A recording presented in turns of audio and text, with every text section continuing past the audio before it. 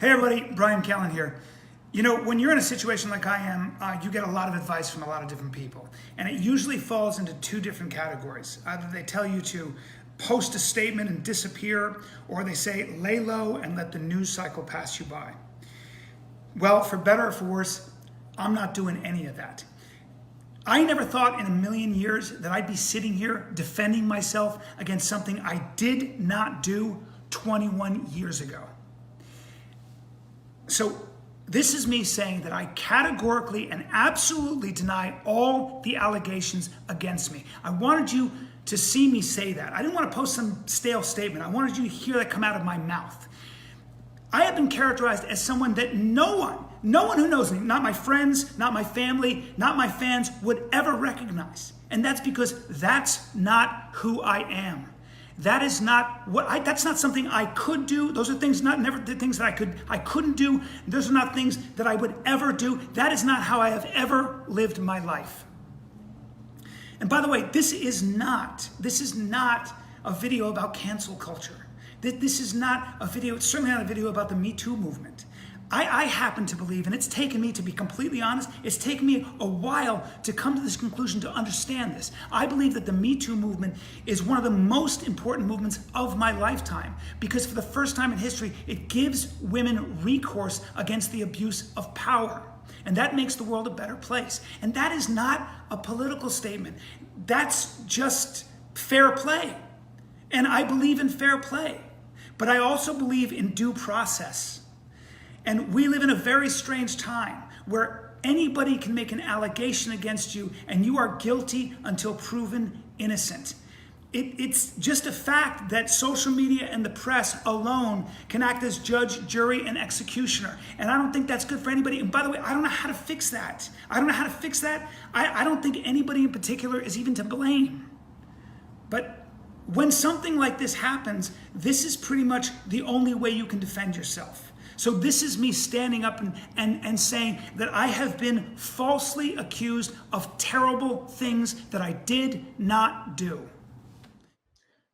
The podcast world seems to be in turmoil. People are fleeing California, for Christ's sake. I don't know what's going on out there, but the LA podcast scene, which was thriving, just look at those YouTube numbers. Never mind downloads. Holy shit, were they on a roll? And now it seems like the dynasty is over. So I guess we'll start with Bryan Callen. Talked about him last week, and I had kind of teased that I may come back to cover the podcast, The Fighter and the Kid Live, that they were going to do. I can't say I was right in my prediction. I predicted it wasn't going to be much worth talking about. Technically, I was right because it didn't happen. They never did a live Fighter and the Kid and never explained why. My guess is it seemed like maybe Bryan Callen was going to do it alone.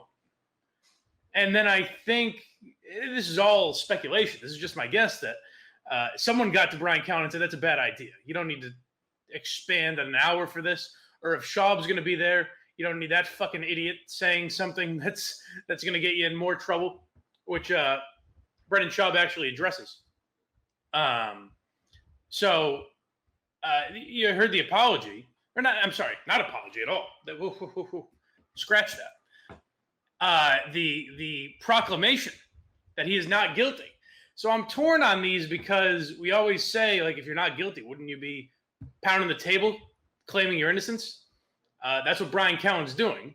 And people still criticize him for that. They kind of say, just go away. So now he's in this state of, I guess he's out in Utah. He keeps leaving breadcrumbs of where he is via his Cameo and Instagram and that type of shit. So the speculation is that he's out in Utah. I don't know what he's doing out there. Brendan Schaub has moved on. Some weird stuff going on with The Fighter and the Kid. The producers showed up on the wrong day the other day. They put that up on Instagram. The bio on iTunes has changed so that it basically looks like it's Brendan Schaub's podcast. You'll hear in this clip from Fighter and the Kid that Brendan Schaub kind of talks like it's his podcast now. Talks about how he never misses a week. Josh Wolf is then there filling in. And it seems like it's going to be Schaub and guest. And then when they're talking about Bryan Callen, Schaub insinuates that, he supports his guy, and then it kind of seems like they're moving on.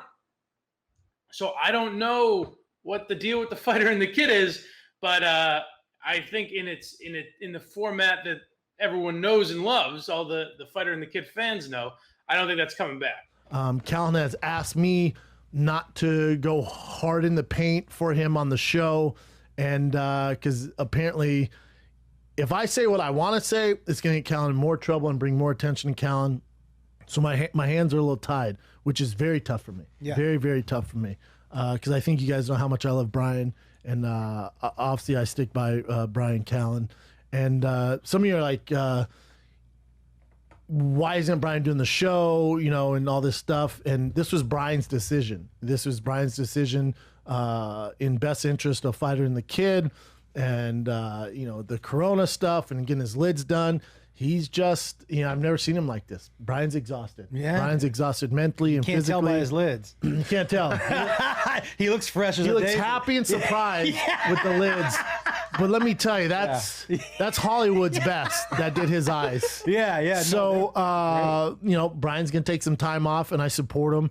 I said, I'll hold down the fort, and that's what we're doing. And we're going to have, a reoccurring co-host, and we'd love to have you as much as you want. And we'll have some other people that you guys love. So, for doing the show for 7 years, and every week, I've never missed a week, man. This is my baby. No matter what I have else going on, I could always rely on finding the kid and Bryan. And even when Bryan, was busy shooting TV shows or Hollywood movies, that we still did the show, and you've been in a number of times, and a number of other people have filled in for Bryan the Kid Callen. So by no means are we going to stop doing the show. And, I hope Bryan figures it out, and I think he will. And in due time, Bryan will be back. And I'll tell you this.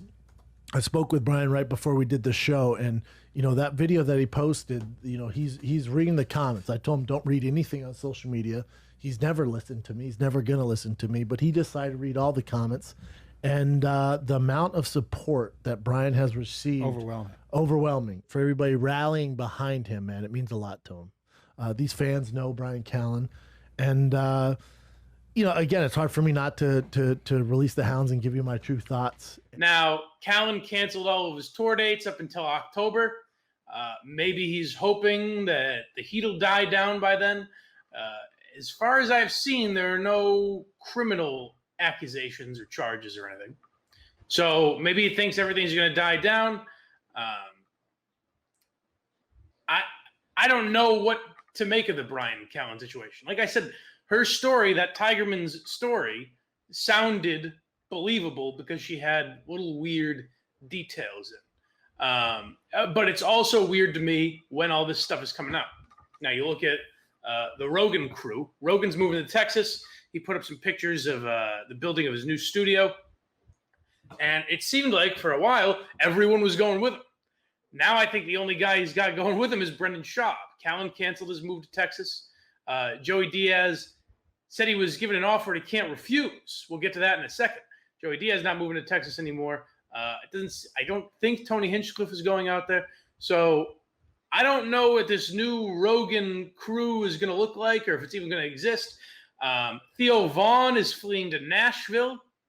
So Brendan Schaub's other podcast, The King and the Sting, that just started a Patreon, by the way, it looks like they might be done, or they'll be doing it from different locations, which will probably seem weird. I'm not a big Theo Vaughn fan, and I'm not a big Brendan Schaub guy, so I've never really checked out that podcast. Maybe it won't matter if they're in different locations, but it seems like a strange move all around, and it seems like that LA podcast scene is breaking up. And the biggest evidence of that, as I mentioned, Joey Diaz. Not going to Texas, but instead going to New Jersey. And he announced this week a couple things. The Church of What's Happening Now is done. And he's starting a new podcast. We've talked probably too much about RSS feeds and all this shit with the Kirk Minahan show. So with the importance of building up your RSS feed and your subscriber base and all that, I don't know why Joey Diaz doesn't just keep doing the same podcast, unless it's going to be a totally different theme or style or something. I guess he's got some guy from New Jersey radio guy helping him out with it. But Lee Syatt, not going to be on this new podcast. He's moving to Milwaukee. Everyone is getting the fuck out of LA. I guess this coronavirus, if you listen to Joey Diaz, this coronavirus has done a number on that place. So I don't understand the Joey Diaz thing. He started a Patreon. It's only $1. There's only one tier, and it's $1. So even if you're not a Joey Diaz fan, you can easily afford to go subscribe, I guess. But it's not unmoved to me. The Church of What's Happening Now, good name for that podcast. It fits because he kind of talks like it's a fucking sermon.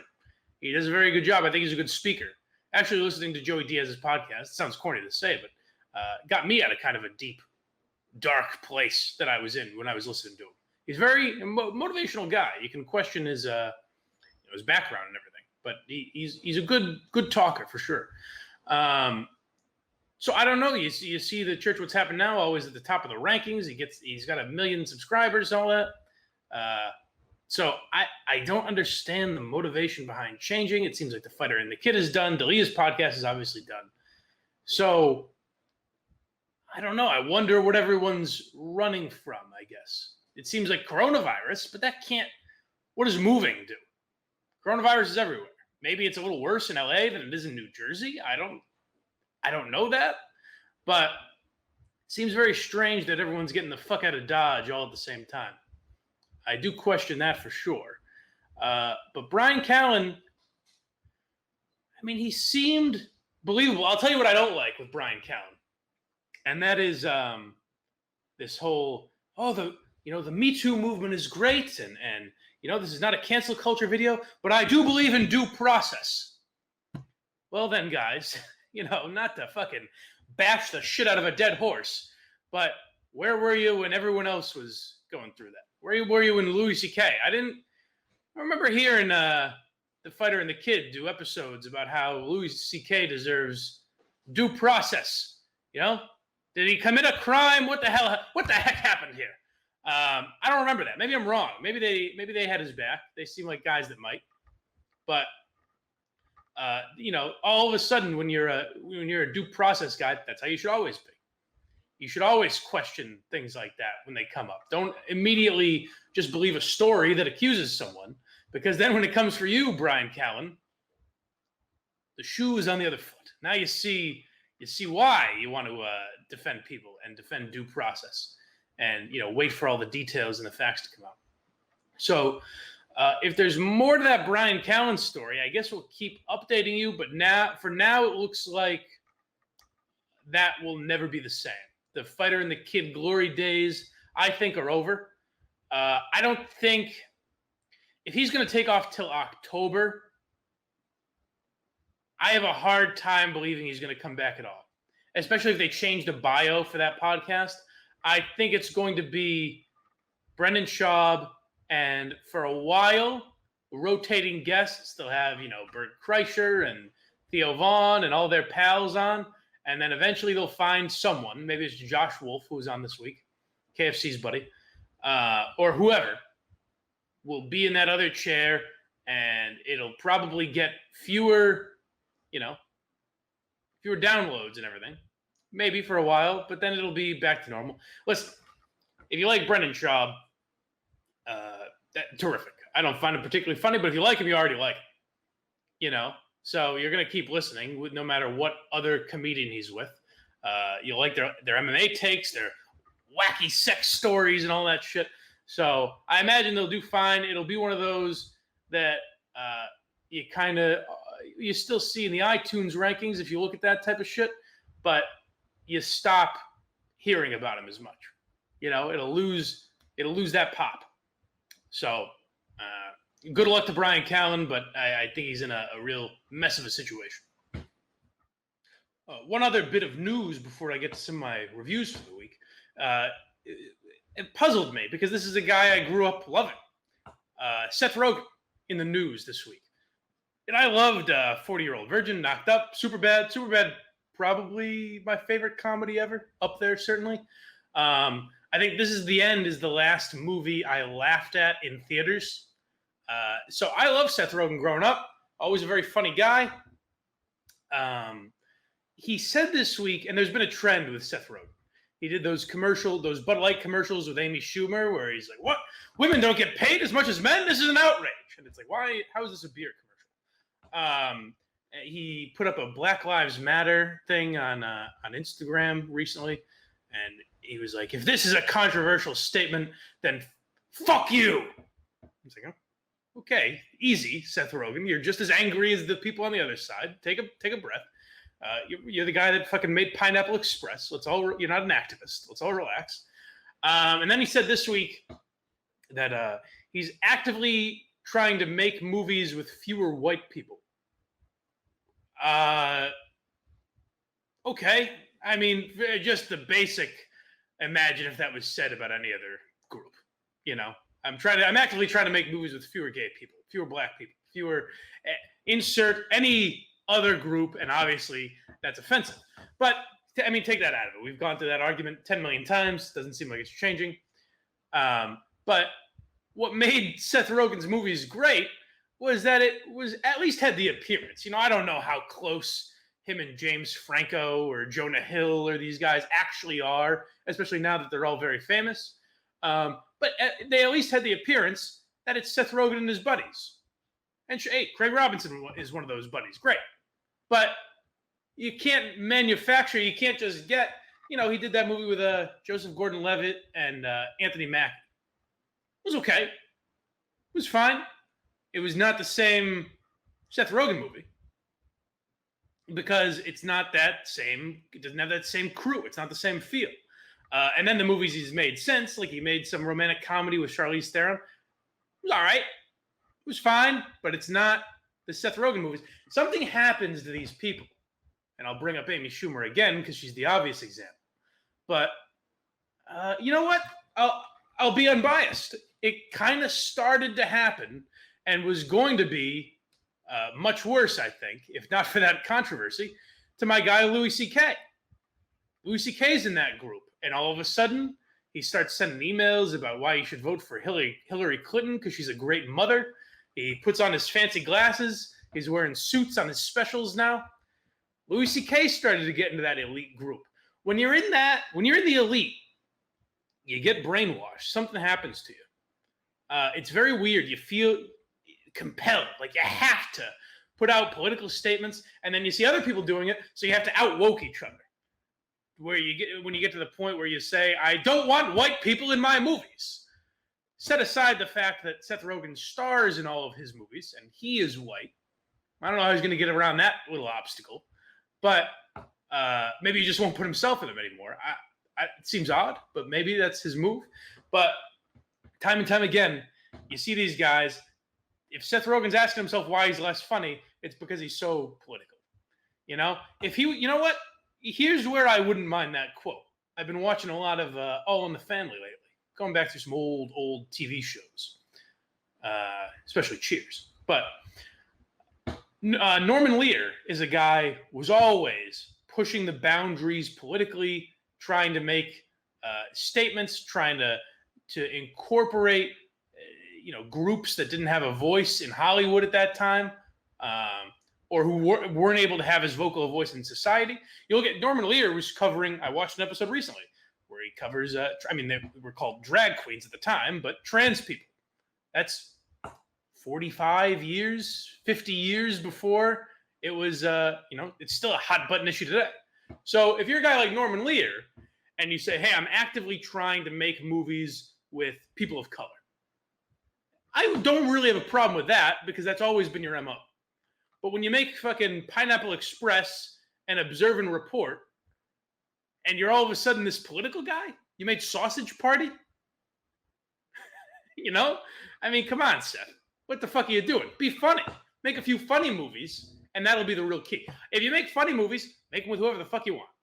Children, the elderly, whatever group you see fit to be funny, that's terrific. But don't just say, "I'm only making movies with minorities now."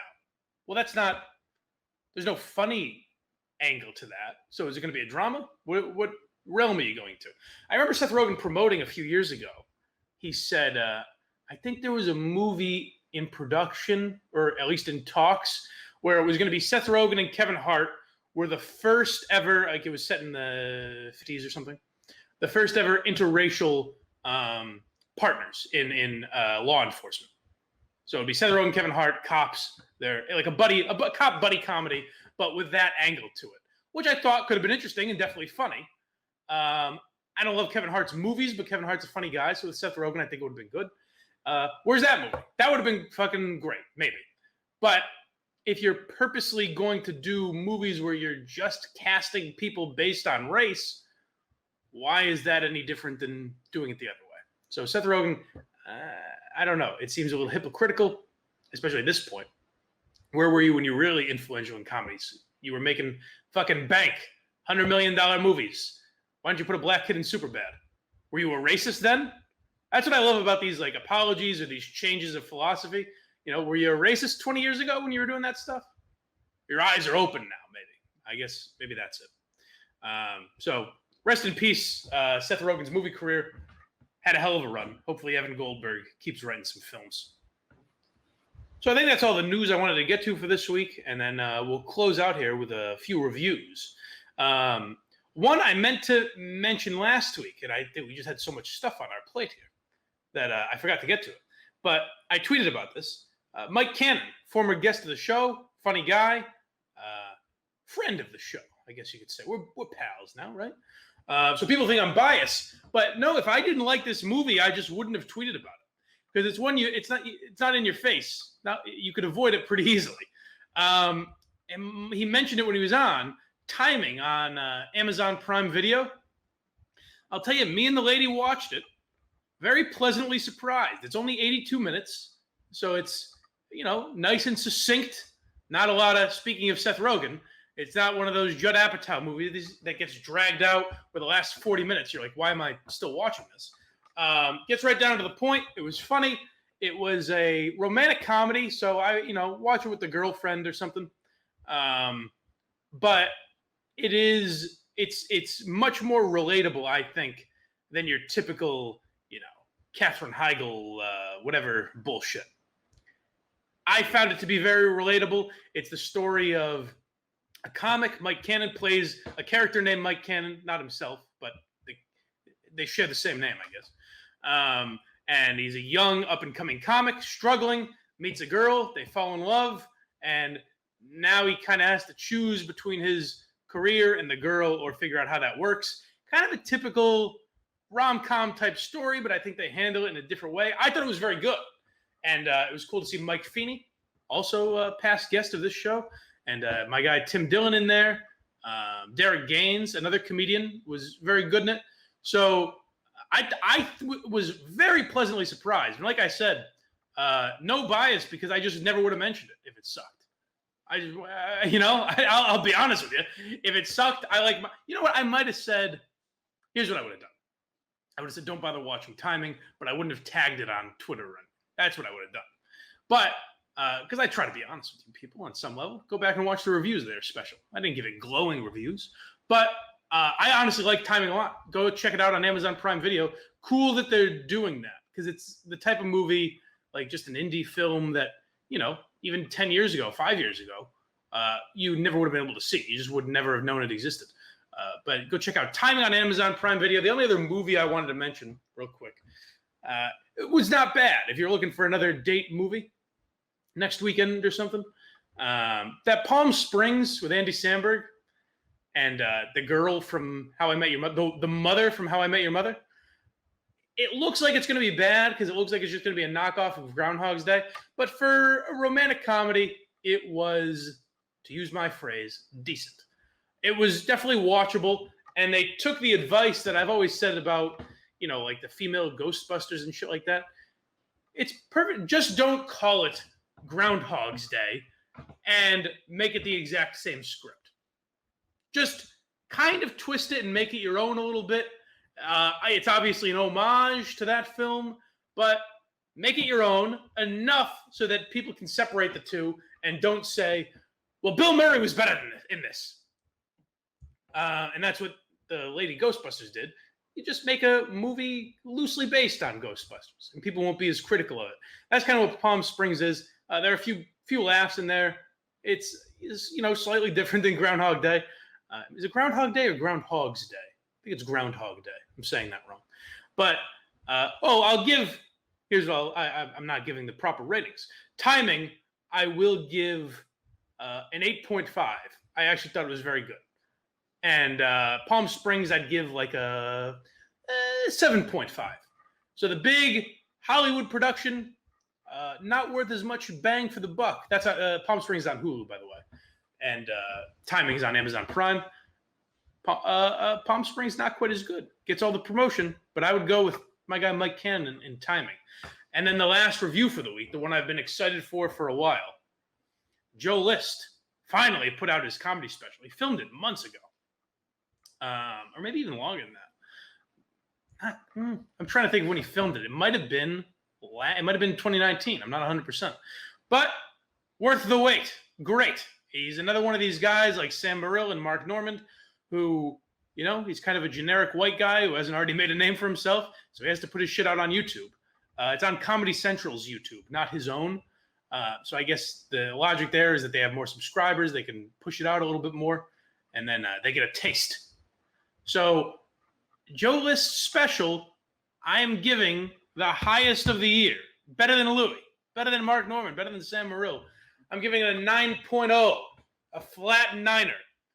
First one to break 9 this year. Unbelievable. What a historic moment. But no, honestly, I thought it was very good. It's Joe List in no way dips his toe into the political realm, and he's a political guy. He's not far left, but he's definitely a liberal Democrat. And even on his podcast, you see he almost goes too far the other way, where if he ever mentions anything politically, he gets a little scared. Where he's like, I don't want people coming after me on Twitter. So in his special, he kind of does the opposite. He avoids that. I would compare it to sort of a modern day Seinfeld feel, kind of the way Norman has a little bit, but I would call it even more Seinfeldy. Although I think Joe List is a funnier stand-up.